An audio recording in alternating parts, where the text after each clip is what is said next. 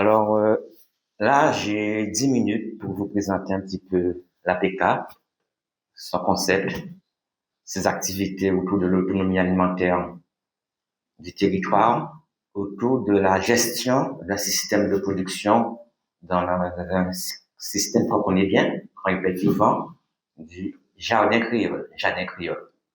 Et pour commencer, je pense qu'il faut déjà se donner quelques repères, retrouver ces repères. C'est vrai, souvent, j'entends dans certaines interventions, même liées à l'agriculture, cet été. Alors, je veux juste rappeler qu'on a deux saisons, carême et l'hivernage, hein, donc une saison des pluies et une saison sèche. Et c'est important de se repérer parce que c'est à partir de cela qu'on arrive à organiser les travaux des champs. C'est vrai que si on va préparer les travaux de la terre pendant l'hivernage, on ne pourra pas. Donc, déjà, pour se repérer, il faut qu'au mois de mai-juin, tout le terrain soit préparé pour commencer à profiter des premières pluies de juillet, août, jusqu'à décembre.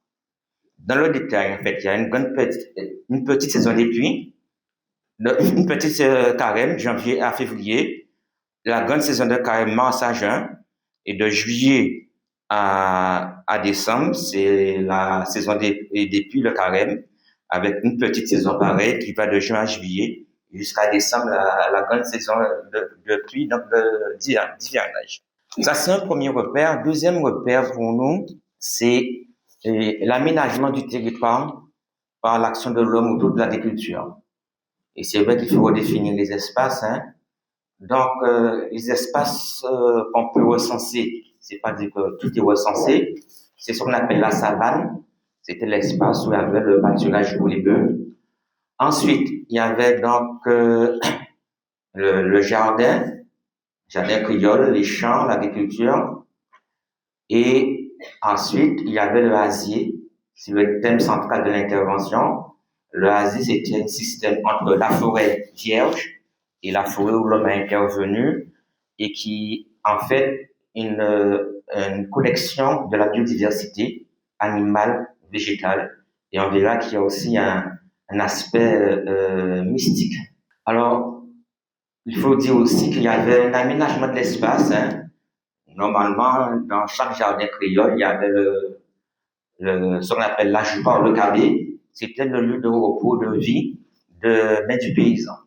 Alors, autour de ça, nous avons fait beaucoup d'études autour de nos pratiques anciennes et on se retrouve toujours en train de comprendre, d'analyser le système de production autour du jardin créole. Et à ce niveau-là, on va faire appel, juste un petit rappel des notions qui sont évoquées pour faire un jardin créole.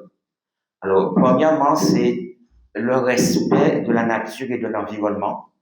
On considère que chaque être y a une entité. Par exemple, il fallait respecter les plantes, hein, ne pas récolter après 18 heures. Sinon, il fallait demander la permission à la plante. S'il te plaît, merci, est-ce que tu prends du piment? D'accord? Parce que après 18 heures, on passe dans une autre dimension, d'accord, qui n'est pas mesurable, hein, mais qui est importante. Pareil pour le géomont, hein. Quand le géomont court partout, on appelle ça géomont corresse. Si jamais on veut, parce qu'il gêne, on veut le faire changer de direction, couper, on lui demande la permission. C'est important, cette relation que nous avons avec tout l'environnement naturel. Et personnellement, l'autre dimension, c'est que moi, je fais partie des personnes où le cordon ombilical a été enterré sous un arbre. Je l'ai fait jusqu'à mes deux enfants. C'est très symbolique, c'est très puissant.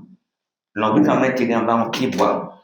Et ça donnait une certaine puissance, une certaine force au niveau de tout ce qui est donc cette relation avec la nature, cette relation mystique, c'est-à-dire ce qui n'est pas mesurable en tout cas, et par les appareils scientifiques ou la science. Ceci étant, et pour entrer dans le thème directement, pour vraiment aborder le thème de cette conférence. Hein.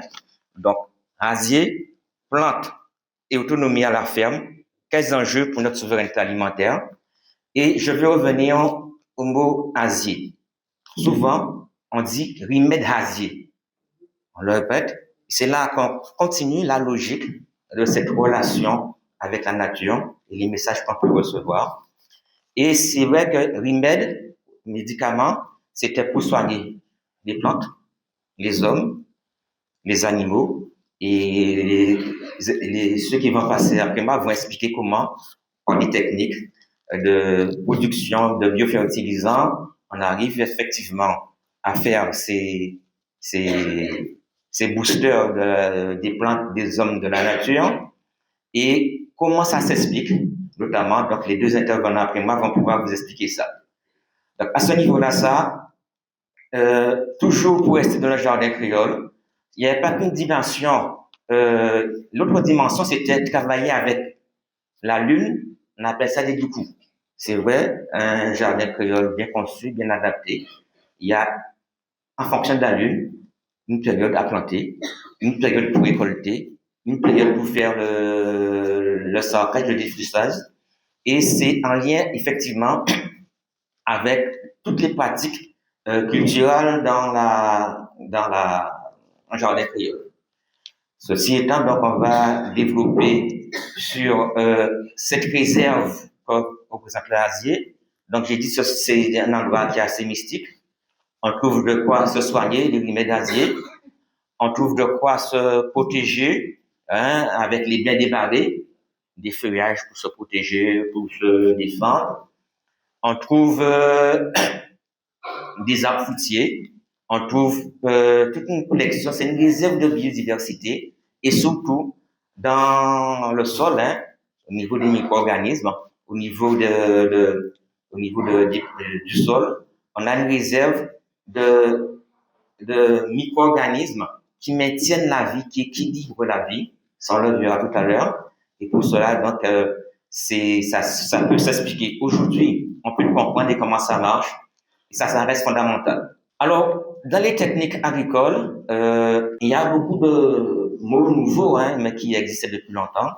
L'entirage, en fait, on enfouissait la matière organique pour planter les tubercules, surtout l'igname. Il y a le compostage. Et effectivement, en comprenant bien cette notion de pratique du jardin créole, il y a des mots qui sont importants pour moi à comprendre. Le asier récolté comme ça, il a une certaine valeur, il va composter. Mais si on veut améliorer la qualité du compost obtenu, on va faire cabaner le asier. Cabaner en créole, ça veut dire bonifier. D'accord. Donc, ce sera un compost bonifié par une fermentation donc anaérobie qui donnera donc un produit très stimulant pour le sol et pour la plante. Donc, la dimension aussi de jardin créole, c'est culturel, hein, et il y a une dimension qui reste quand même fondamentale, c'est la pratique de l'économie solidaire avec les coups de main. Ça reste un lieu de mémoire paysanne. Il y a au niveau du jardin créole la pratique de contrat, hein, pour les animaux, pour démarrer, pour qu'un jeune agriculteur démarre. On pratiquait le bœuf à la moitié, c'est-à-dire un propriétaire qui a une vache donnait à un propriétaire terrien la vache, et la première portée était pour le propriétaire terrien, la deuxième portée était pour celui qui à qui appartient la vache. C'est exact pour les cochons, pour tous les animaux, ce système d'échange, et qui permettait de démarrer effectivement des élevages, hein, qui étaient très importants. Donc c'est cette pratique-là, c'est pour les cochons, qui donne cette dimension donc d'économie solidaire au jardin. Alors, et pour finir, quand on regarde bien, donc c'est un système qui est un support efficace vers l'autonomie alimentaire. Il s'agit pour nous de retrouver nos repères, d'accord. Et c'est un concept qui, après étude réflexion, qui représente l'agriculture du passé, du présent et de l'avenir. Il y a beaucoup de choses encore à voir pour bien comprendre les perspectives que nous offre le concept jardin créole. Donc, agriculture, nature, culture et environnement. Et pour nous, il s'agit effectivement de bien rester dans ces repères. C'est pour aller plus loin sans s'égarer, aller plus loin, gagner plus loin sans perdre de chemin. Merci. Okay.